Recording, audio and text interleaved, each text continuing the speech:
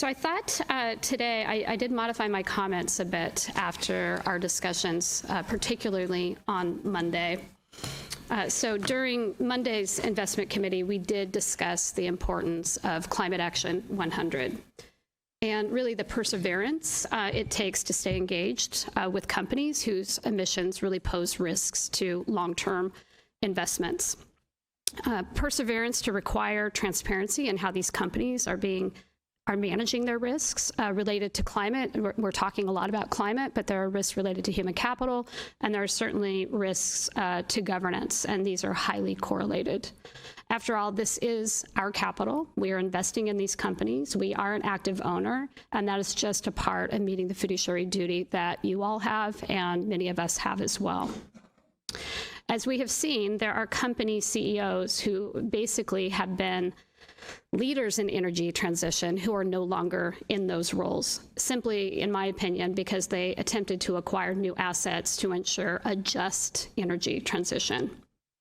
Bloomberg's reporting recently, and I believe that was this week or over the weekend, the headline, "The Exxon chief goes on the offensive as Wall Street sours on ESG," I think really documents this appropriately and how important it is to stay as a collective.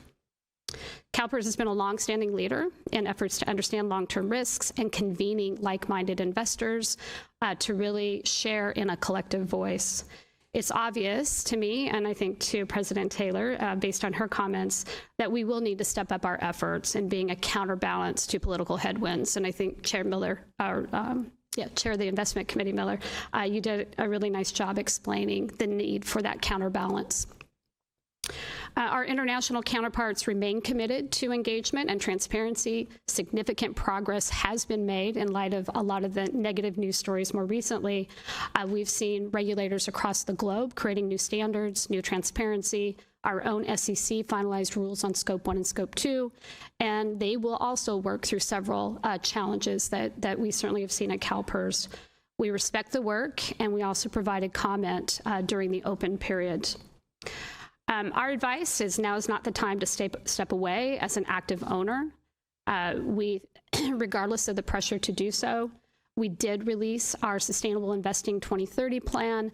And as you know, we're invited to participate in a joint informational hearing with the legislature that was scheduled on March 13th. Unfortunately, that informational hearing was canceled. What I thought I would do for the remainder of my CEO report is to share with you the comments that we were planning on making. We really do see this as a missed opportunity to tell our story and to really share the plan. We do understand that the divestment bill is still active, but we wanted to give, again, a counterpoint, give the plan that CalPERS is working on. As a long-term investor, we have a much longer time horizon than, say, a particular legislator. And so we would start by saying that we're underscoring that urgency that we all feel when it comes to climate change, and most of my comments will be around climate change. We know that 2024 is already on a dangerous path with the hottest January on record, and 2023 was the warmest year since at least 1850. Climate scientists tell us the world has reached a tipping point in the fight against these alarming trends. Fortunately, a different tipping point has also emerged, the opportunity to make large, meaningful investments in climate solutions. Last year, worldwide climate investments totaled some $1.7 trillion. That's half the size of California's entire GDP. But even that still does not fully meet the need. Analysts believe the need is nearly double that amount at more than $3 trillion per year. That translates into enormous investment opportunities for large pools of capital like CalPERS.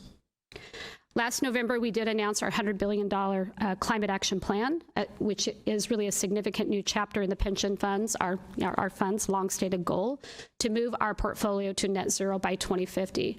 This is a commitment that we made several years ago. As I said, we see a wide array of opportunities, ones that meet our goals for generating excess returns above our benchmark targets. And we do believe that there are investments in the state of California as we look at new innovation also. So first, CalPERS ended 2023 with more than $47 billion in climate investments. These investments are largely found in our public equity and real estate portfolios. They include investments in renewable energy, sustainable packaging, which is a real burden on climate and water in particular, electric vehicles, and green buildings. Last fall, we began our campaign to more than double the amount by 2030.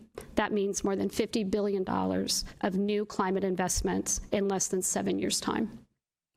Those investments will have real impact, cutting the carbon intensity of the CalPERS portfolio by half. Our effort is not only one of the most ambitious of any U.S. pension fund, we believe it is also highly achievable. And most importantly, this is an investment strategy that is strongly aligned with our fiduciary duty. So the $100 billion Climate Action Plan includes significant new investments across all 5 of CalPERS's asset classes, by including both public equity and private equity, as well as real estate, infrastructure, and private debt. We are also assured that the plan is well diversified. Our Climate Action Plan will focus on opportunities in 3 specific types of climate investments. First, we will invest in climate change mitigation efforts, investments that reduce emissions, such as renewable energy, carbon capture and storage, and waste management. Next, we'll make investments in adaptation strategies. In this category, think of systems designed to manage floods and droughts, developing heat-resistant crops, or even new technology related to disaster preparedness and early warning systems. And then finally, CalPERS is seeking to support climate transition investments. These are investments that will help companies with high emissions to transition to become low emitters. This is probably one of the more controversial parts of the plan. One particularly important effort will be moving energy producers from so-called brown to green energy production.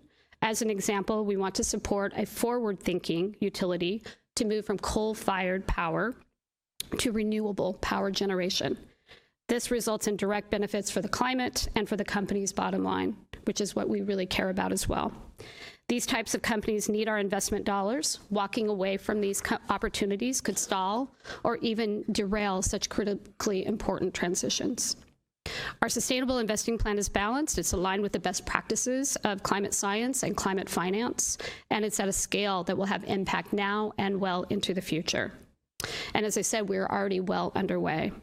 In just a few months, we are already evaluating more than $3 billion in new climate-related investments. Some of these we will be able to announce in the next few months, which I know the board is really excited about being able to make that public announcement. And then I think the pace will only pick up from there. So I know the magnitude of this can be a little hard to follow, so let me pause for a moment just to give some historical context. And again, we're planning on talking about going back to 1992 and the tech revolution. And if we would have known then what we know today, we would have doubled down on some of the tech companies like a Microsoft.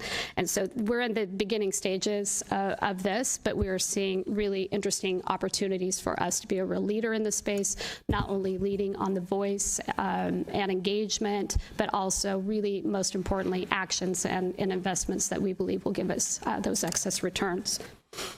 So I'll pause there, and then I'm going to also talk a little bit about women's history. I just wanted to announce that our Pathways for Women event is coming back this year. We initially launched that back in 2021. You may remember we had to do that virtually. Everyone, the world was sitting at home and everyone was doing remote work, and Zoom bloomed during that time frame. So we took full advantage of that and were able to put on, I think, just a really interesting program with speakers who, I still have that network today. So please save the date for August 26th and 27th. That will be in Anaheim, California. Christina will get out a save the date calendar notice to all of you. But remember, this event is open to everyone. As we know, most women's pathways have included strong relationships with their entire network and not just women. Allies and sponsors, we've heard that throughout every one of the Pathways events that we've hosted, remain a critical part of the path, as we've also heard through our women on this board. These are people who will endorse and use their own professional networks to open doors, to clear challenges, have those crucial conversations with you about where you might need some skill set development. Those are not always easy, as we know, if you've been on the other side of that, but critically important for that next step in your career, if that is your interest. We do host this event in August of each year to celebrate women's right to vote, which was ratified on August 18. 1920. So that does complete my report, President Taylor, but I'm happy to take questions on the Sustainable Investment Plan or any other questions the board may have.